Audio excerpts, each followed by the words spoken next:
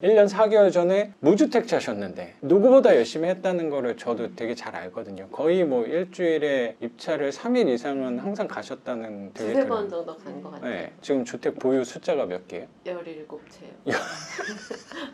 그래서 저는 17채라고 말씀하셔가지고 그냥 들었으면은 약간 의심스러울 정도로 너무 많이 늘어났다라는 생각도 되게 들었던 것 제가 같아요. 중간 보고를 안 했나 봐요. 이것도 좀 여쭤봐도 되나요? 월세는 한 어느 정도 받으시는지. 수업 끝나고 한 1년, 서너 달 선생님이 중간중간 이렇게 연락을 주실 때마다 몇 채시냐라고 여쭤봤더니 항상 채수가 늘어나시더라고요.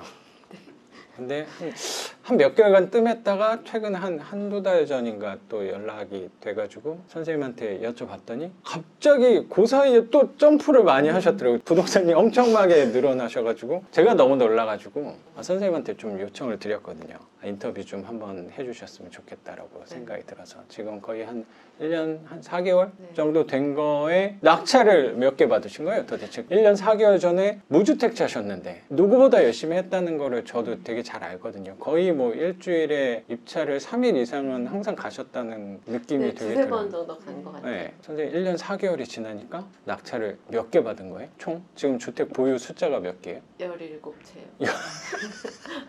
그래서 저는 17채라고 말씀하셔가지고 그냥 들었으면은 약간 의심스러울 정도로 너무 많이 늘어났다라는 생각도 되게 들었던 것 제가 같아요. 중간 보고를 안 했나 봐요. 아니 10채라고 생각을 하고 여쭤봤는데 17채라고 하셔서 저도 그때 대단하죠. 그러니까요. 사실 열심히 한 거죠. 그러니까요. 이런 거 좋아요. 제 역할이 그거 아닌가요? MTG. 최근 수업하면서 교육생분들한테 얘기를 좀 종종 하거든요. 그럼 반응이 뭐래요? 당연히 놀라죠. 그리고 제가 처음에 목표를 생각해 오셔라 그런 얘기도 하잖아요. 그러면 보통 말하는 게 한 1년에 한 100, 200, 나 그 정도 만들겠다 얘기하시는 분들이 제일 많아요. 저 같은 경우는 뭐 1년에 한 4채, 5채 정도 했거든요. 근데 선생님 같은 경우는 거의 1년에 15채 이상을 하신 수준이 되는 거니까 어떤 느낌이냐면요. 앞에 누가 가고 있잖아요. 그럼 뒤에 따라가는 사람은 되게 좀 편한 게 있는 거잖아요.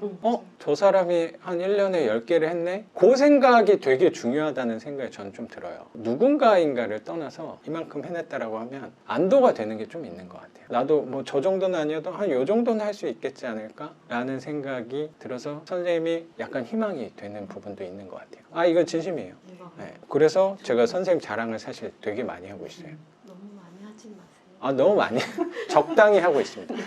감사합니다. 네. 그러니까 되게 또 궁금하다고 생각이 드는 게 17채 하신 거에서 이것도 좀 여쭤봐도 되나요? 월세는 한 어느 정도 받으시는지. 네. 네. 매출로 치면 네. 750 정도 되고요.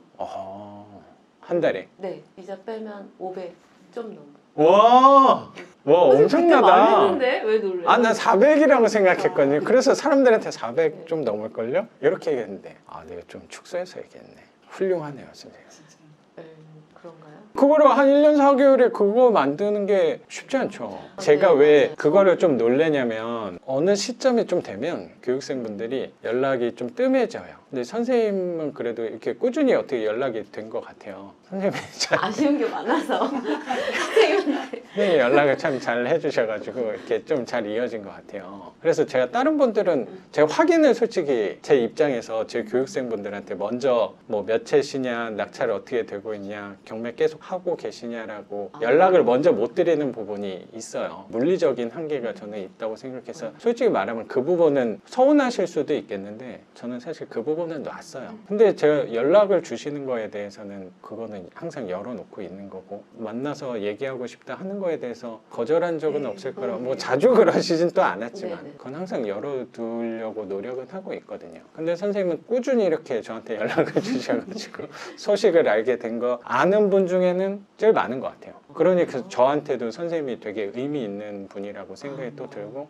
다행이에요. 정말로요. 또 또 올 거예요. 옆에 계시는 유 선생님도 소개해 주시고 했으니까 유 선생님의 아주버니까지 소개를 해 주셔가지고 제가 뭐 되게 황송하죠 사실. 연결해서 네. 지금 수업을 받았습니다. 정 선생님의 친구분 유 선생님께서 오신 것도 만약에 선생님이 1년 조금 넘은 시간에 뭐 그때 뭐 월세가 얼마고 구체적으로까지 얘기는 안 하신 걸로 제가 네, 안 들었는데 규모 정도도 얘기 안 했어요? 그냥 하고 있다는 얘기만 했던 아니, 거. 아. 제가 처음에 수업을 네. 이런 경매 수업을 다니고 있어. 네. 수업료를 내고 간간히 저하고 통화를 했었기 때문에 5세 정도 됐을 때 그 네. 정도 됐다. 근데 본인 목표가 네. 15채 1년에 응. 다라고 얘기를 해서 그러면 근데 그때 이제 먼 얘기처럼 느껴져서 별로 그렇게 네. 크게 관심이 없었기 때문에 내 친구 참 대단하네. 그러니까요. 그쪽으로 공부를 이렇게 해서 지금 하고 있구나라고 네네. 하면서 친구가 언지를 줬어요 저한테. 내가 이걸 하고 있는데 지금은 사실 확신이 안 쓴다. 그렇기 때문에 나한테 말을 못 해주겠다. 나도 하고 있는 과정이니까. 저는 그때 직장 생활 하고 있었으니까 네네네. 조금 더 해보고 네. 이런 거를 나한테 얘기해주고 싶다. 어. 이 친구는 기억이 나는지 안 나는지 모르겠지만 네. 그렇게 얘기를 했던 아, 거죠. 좀 비슷하게 조심스럽게 하셨구나. 왜냐면 얘기를 하고 싶어 했는데 본인도 이 경매를 하는 거에 대해서 채수를 늘리고 월세 현금으로 만든다는 거에 대해서 네. 가정이기 때문에 어떤 본인도 확신이 안 섰던 것 같아요. 그리고 그렇죠. 저는 고맙게 네. 생각하는 게 네. 본인이 먼저 이 길을 가고 어느 정도 괜찮은데 라고 판단이 섰을 때 저한테 얘기해주고 싶었던 것 같아요. 네, 그 부분 되게 고맙게 생각을 했어요. 이렇게 권유한다는 게 가까운 사람한테 쉽지는 않다고 생각하거든요. 괜히 권유를 했다가 일이 만약에 안 풀리거나 했을 때는 괜히 말했다가 그 책임이 나한테 돌아오는 건 아닌가라는 두려움도 있다는 생각도 좀 들어서 네. 그래서 내가 조금 더 해보고 나서 친하신 분이잖아요, 두 분이. 네네네. 또 고등학교 친구예요. 때부터 친구라고 하셨으니까 중간중간 만났을 때 선생님이 나 어떻게 하고 있다 이런 얘기를 또 많이 해주시다가 몇 채다 이 정도까지도 얘기를 하신 건 아니었구나. 그러면. 근데 자세히는 일단 그런 얘기를 하는 상대는요 아무나가 아니잖아요. 아, 그렇죠. 아무나한테는 절대 말 안 하죠. 아 그렇죠, 그렇죠. 근데 이제 내가 이거 하는데 너무 좋네. 어. 이랬을 때 정말 말해주고 싶은 사람은 사실 정말 친한 가족이나 뭐 네네. 친구밖에 없죠. 저는 이제 맞아요. 생각해서 한 말인데 그 생각해서 한 말을 받아들이는 사람의 종류는 두 가지예요. 1번 네. 제 친구처럼 그래 관심이 없으면 그냥 그래 그런 게 있네. 얘가 열심히 하고 있구나. 그걸 나중에 생각해보니까 이게 고마운 일이구나 나한테 말해준 게 이런 반응과 맞아요. 2번의 반응은 좀